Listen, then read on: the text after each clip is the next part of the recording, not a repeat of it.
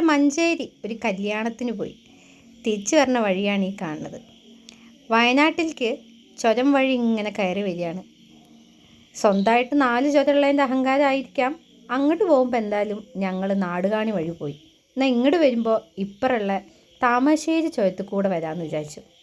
അങ്ങനെ താമരശ്ശേരി ചുരം കയറുമ്പോഴും ഇറങ്ങുമ്പോഴും എപ്പോഴും വരണ ഒരു സംശയമാണ്, സത്യത്തിൽ ഇത് വയനാട്ടുകാരുടെ ആണോ അതോ കോഴിക്കോട് ജില്ലക്കാരുടെ ആണോ? അധികം ഒന്നും ആലോചിച്ച് ഒരു കൺഫ്യൂഷൻ ഉണ്ടാക്കണ്ടെന്നും ഒരു തല്ലുണ്ടാക്കണ്ടെന്നും വിചാരിച്ചിട്ട് ഞങ്ങൾ വയനാട്ടുകാരുടെ സമാധാനത്തിന് ഇത് ഞങ്ങളുടേതാണെന്ന് ഞങ്ങളങ്ങോട്ട് സമാധാനിക്കും. ഇനി നിങ്ങളുടേതാണെങ്കിൽ നിങ്ങൾ പറഞ്ഞോളി, നമുക്കെന്തായാലും പരാതിയൊന്നുമില്ല. എന്തായാലും ഈ പറഞ്ഞ വരവ് എങ്ങോട്ടാണ് എന്നല്ലേ? ഈ വഴി വീട്ടിലേക്ക് മാത്രമല്ല, വരവിന് പുറകിൽ ചെറിയൊരു ഉദ്ദേശം കൂടിയുണ്ട്. അത് വഴിയേ നിങ്ങൾക്ക് മനസ്സിലാവും. ഇതാണ് അഫാസ് ഉടുപ്പി റെസ്റ്റോറൻറ്റ്. ഞങ്ങളുടെ കൽപ്പറ്റയിലെ ഫേമസ് ആയ പ്യോർ വെജിറ്റേറിയൻ റെസ്റ്റോറൻ്റ് ആണ് കേട്ടോ. ഈ ഇരിക്കണ കാത്തിരിപ്പ് എന്തിനാണെന്നറിയില്ലേ? അതാണ് ഇന്നത്തെ പ്രോഗ്രാമിലെ ട്വിസ്റ്റ്. ഒരു 1.5 വയസ്സ് മുതൽ 3 വയസ്സ് വരെ കാർത്തിക്കുട്ടിക്ക് പുറത്തിറങ്ങിയ ഒരു വാശിയാണ്, അപ്പം മസാല ദോശ തിന്നണം.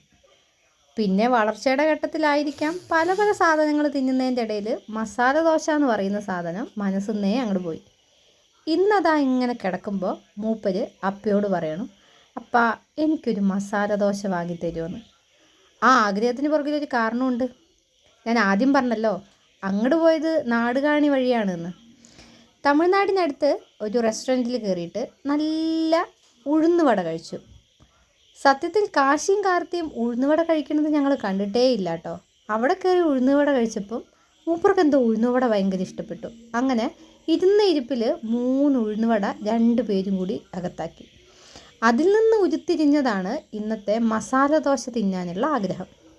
എന്തായാലും അത് സാധിക്കാൻ വേണ്ടിയിട്ടാണ് ഞങ്ങൾ അഫാസ് ഉടുപ്പി റെസ്റ്റോറൻറ്റിൽ വന്നിട്ടുള്ളത്. ഓർഡർ ചെയ്ത മസാല ദോശ വരണവരെ ഒരു സ്നിക്കേഴ്സും തിന്ന് ഏട്ടനും അനിയനും അപ്പനോട് കഥ പറയുകയാണ്. അങ്ങനെ ഇരിക്കുമ്പോഴാണ് അപ്പുറ ടേബിളിൽ അവർ ഓർഡർ ചെയ്ത നല്ല പിരമിഡ് വലിപ്പത്തിലുള്ള നെയ് റോസ്റ്റ് വന്നത്. അപ്പോഴായി അടുത്ത സംശയം, എന്താ ഈ നെയ് റോസ്റ്റിൽ മസാല വയ്ക്കാത്തത്?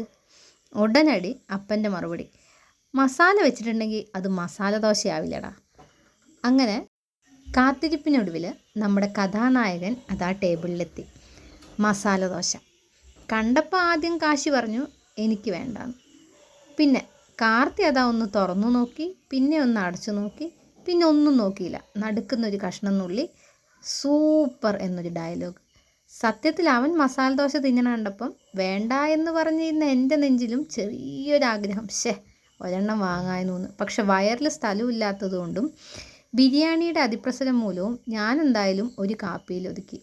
ഭയങ്കര സന്തോഷത്തിലും ആവേശത്തിലും മൂപ്പര് മസാല ദോശ നുള്ളി നുള്ളി നമ്മുടെ സാമ്പാറിലും ചട്നിയിലും മുക്കി തിന്നുന്ന കണ്ടപ്പോൾ ഭയങ്കര സന്തോഷം തോന്നി. കാരണം കുഞ്ഞുനാളിലെ ചില ഇഷ്ടങ്ങൾ തിരിച്ചു വരിക എന്ന് പറയുന്നത് നമുക്കൊരു അതിശയമുള്ള കാര്യമല്ലേ. ഞാൻ പറഞ്ഞതുപോലെ ഒരു 3 വയസ്സോടെ മസാല ദോശ ആഗ്രഹം തീർന്നതാണ്. പിന്നെ എന്തോ അത് പെട്ടെന്ന് പിന്നെയും വന്നു. ഒന്നും നോക്കിയില്ല, ഏട്ടൻ തിന്നണ കണ്ടപ്പം അനിയനും ഒരു പൂതി. അവനും വേണ്ടാന്ന് പറഞ്ഞ ആൾ അതാ മുക്കി തിന്നുന്നു മസാല ദോശ. അങ്ങനെ അപ്പനും മക്കളും കൂടി മസാല ദോശ വെച്ച് കയറ്റുന്ന കയറ്റൽ കണ്ടില്ലേ? ഇത് കാണുമ്പോഴാണ് നമ്മുടെ മനസ്സിലൊരു കുളിര്. കാരണം നമ്മുടെ പിള്ളേരുടെ വയറ് നിറയുമ്പം നമുക്കൊരു സന്തോഷമാണല്ലോ. ഇഷ്ടത്തോടെ അവരത് ആസ്വദിച്ച് കഴിക്കണ കാണുമ്പം നമ്മുടെ മനസ്സിലൊരു കുളിരല്ലേ. എന്തായാലും മനസ്സും നിറഞ്ഞ് വയറും നിറഞ്ഞ് മസാല ദോശയും തിന്ന് പുറത്തേക്ക് ഇറങ്ങുമ്പോൾ അപ്പയുടെ വക ഒരു ഡയലോഗ്, പിള്ളേരെന്നേലും പറഞ്ഞാൽ അതങ്ങ് സാധിച്ചു കൊടുക്കണം. അതങ്ങനെ തന്നെയല്ലേ.